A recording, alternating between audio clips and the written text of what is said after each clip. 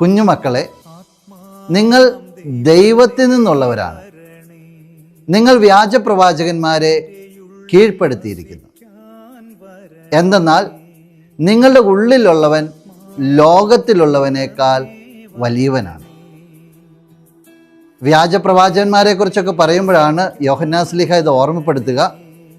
പലതരത്തിലുള്ള വ്യാജ പ്രവാചകന്മാരിറങ്ങും, പലതരത്തിലുള്ള പ്രബോധനങ്ങൾ ഇറങ്ങും. പക്ഷേ ഒന്ന് നിങ്ങൾ മനസ്സിൽ സൂക്ഷിച്ചു കൊള്ളണം, നിങ്ങളുടെ ഉള്ളിൽ ഒരുവനുണ്ട്, അത് നമ്മുടെ ദൈവമാണ്. ലോകത്തിലുള്ള ശക്തികൾ ഏത് തരത്തിലുള്ളതാണെങ്കിലും നിങ്ങളുടെ ഉള്ളിലുള്ള ദൈവം ലോകത്തിലുള്ള ശക്തികളെക്കാൾ വലിയവനാണ്.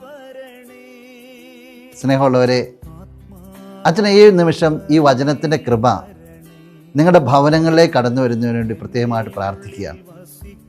നിങ്ങളുടെ കുടുംബങ്ങളിൽ ആരെങ്കിലും ഏതെങ്കിലും തരത്തിലുള്ള തെറ്റായ പ്രബോധനങ്ങളിൽ പെട്ടുപോയിട്ടുണ്ടെങ്കിൽ, തെറ്റായ മാർഗങ്ങളിലേക്ക് പോയിട്ടുണ്ടെങ്കിൽ, ചിന്താരീതികളിൽ കുടുംബത്തിന് ഇണങ്ങാത്ത രീതിയിൽ വ്യാപരിക്കുന്നുണ്ടെങ്കിൽ അവർക്കൊരു വിടുതലിന് വേണ്ടി പ്രത്യേകമായിട്ട് പ്രാർത്ഥിക്കുക.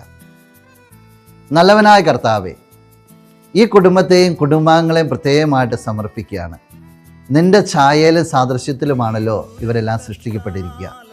ഇവരാരെങ്കിലും ഏതെങ്കിലും തരത്തിലുള്ള തെറ്റായ ചിന്താരീതികളിലേക്ക്, പ്രബോധനങ്ങളിലേക്ക് പെട്ടുപോയിട്ടുണ്ടെങ്കിൽ നിൻ്റെ നാമത്തിൽ ഈ നിമിഷം വിടുതലുണ്ടാകട്ടെ എന്ന് പ്രാർത്ഥിക്കുകയാണ്.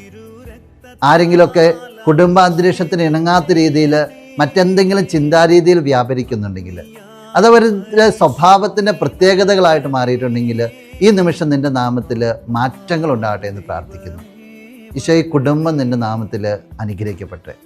ഏതെങ്കിലും തരത്തിലുള്ള തിന്മയുടെ സാന്നിധ്യങ്ങളോ നെഗറ്റീവ് എനർജികളോ ഈ കുടുംബാംഗങ്ങളിലോ, ഈ കുടുംബത്തിലോ, ഈ കുടുംബ അന്തരീക്ഷത്തിലോ, ഇവരുടെ വസ്തുവകകളിലോ സകലങ്ങളിലോ ഏതെങ്കിലും മേഖലയിൽ വ്യാപരിക്കുന്നുണ്ടെങ്കിൽ നിൻ്റെ നാമത്തിൽ അതിനെല്ലാം വിടുതലുണ്ടാകട്ടെ എന്ന് പ്രാർത്ഥിക്കുന്നു.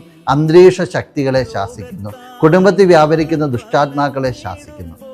ഈശോയെ, ഈ രാത്രിയിൽ ഇവർ ഉറങ്ങാൻ പോകുമ്പോൾ നല്ല ഒരു നിദ്ര നൽകണമേ എന്ന് പ്രാർത്ഥിക്കുകയാണ്. ഇവരുടെ എല്ലാ തരത്തിലുള്ള ചിന്താരീതികളെയും നിൻ്റെ സന്നിധിയിലേക്ക് സമർപ്പിക്കുന്നു. ശാന്തമായിട്ട് ഉറങ്ങിക്കൊണ്ട് നിന്നെ സ്തുതിച്ചുകൊണ്ട് പ്രഭാതത്തിൽ എഴുന്നേൽക്കുവാനായിട്ട്, പുതിയൊരു പ്രഭാതം നിന്നോടൊപ്പം ആരംഭിച്ച് നിൻ്റെ നാമത്തെ ശക്തിപ്പെടുത്തുവാനായിട്ട് ഇവരെ അനുഗ്രഹിക്കണമേ എന്ന് പ്രാർത്ഥിക്കുന്നു. ഇപ്പോഴും എപ്പോഴും എന്നേക്കും. ആമേൻ.